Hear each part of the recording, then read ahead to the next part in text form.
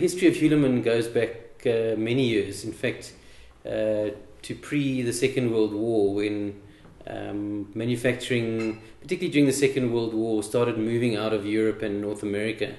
And Alcan, which is the aluminium company of Canada, opened a sales office in South Africa.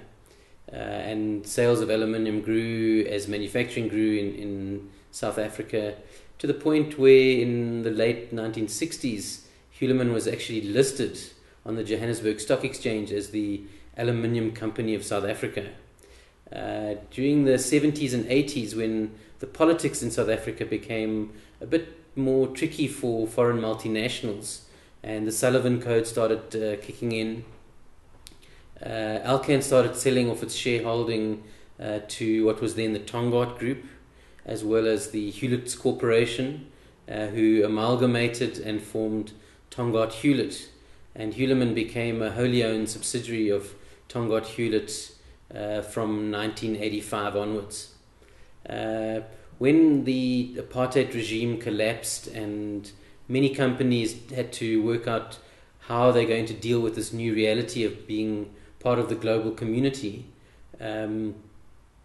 we realized that we had a plant that had been starved of investment for many years, and we had two choices. Either we invest in the business, or we have to change the business plan completely and allow the business to become more of a trading business, importing from anywhere internationally and selling to consumers of aluminium in South Africa. Our shareholders had quite a lot of confidence in us and spent about $550 million, or 2.5 billion rand in those days, and we quadrupled the size of the business.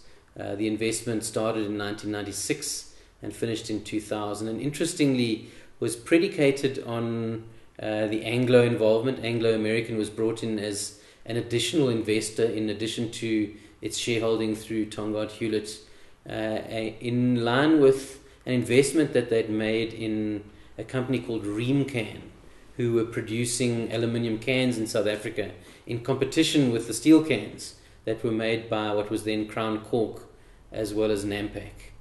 And that investment was successfully completed in 2002 and followed up by a subsequent investment of around about R1 billion, or about $120 million in 2006, 2007, and we today are in the process of fully capitalizing on those investments, and we will plateau at full capacity by the end of 2014.